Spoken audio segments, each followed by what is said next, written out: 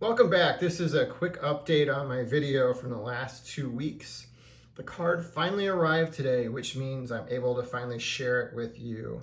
Just as a brief recap, the card did arrive to me on Monday afternoon, so I was able to get it before the holiday. I didn't have an opportunity to do a video on that day, so I wanted to get something out real quickly.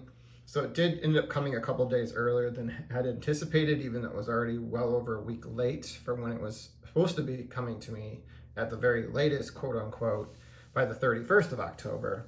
So it took about a month for this card to get to me. It does have a scratch on the case, but I'll show you that in a minute, and you'll be the judge of it, or whether or not you'd want to get it reholdered. I think I've decided I'm okay with it as is and don't want to send it back out to be able to do that. I'm happy to just have the card in my possession now. But so we'll go over that in just a second. But this card did allow me to do a quick little recap. So the Diamond Star sets from 34 to 36 featured 2 sets of brothers. And 3 of these 4 players are in the Hall of Fame. So the one I already had, and one I've done a video on, I think now going back 3 years, maybe 2 years, was the Farrell brothers. So here we are, both pictured with the Boston Red Sox at this time. It's kind of a fun thing that both sets of brothers were on the same team when this set was produced. So Wes Farrell being a pitcher, Rick Farrell being the Hall of Fame catcher. Wes Farrell also was known for his offensive prowess as a pitcher during his time. Has a higher WAR than his brother does, a much higher WAR actually, and I think should be reconsidered for the Hall at some point during the future. I know this era of ball players, it's really hard to get somebody on the consideration for the ballot, for the veterans committees or whatever the era committees they call them now, to be able to look at them. But I always felt like after having learned about him and his career that he should be considered. So that's the first set of brothers. That put these guys off to the side. Earlier this summer, I was able to pick up the first of 2 brothers here. And that would be none other than Little Poison, the first of the 2 Wainer brothers. This one I got at the National. So there we go. We got Lloyd Wainer, and the one that just came in, we got Big Poison, Paul Wainer, in his CGC holder. So there we go. We got the Wainer brothers together. Yet again, we have the Farrell brothers united as we did previously. This card in particular now gets me down to just 5 more cards I need for the set. And we have the big sports card show coming up here and now I think just over 8 days away. It'll be next Friday when I'll be there. So I'm pretty excited about the opportunity, being able to make a further dent into the remaining cards I need for this set.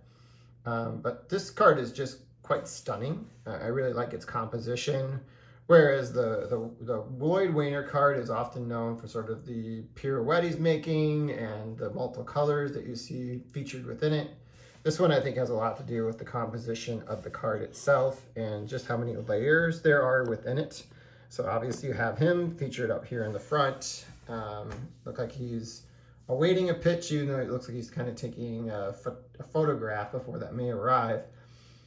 Then you have the catcher and the umpire behind him, but then you also have that guy walking away, number 28, kind of in the corner there.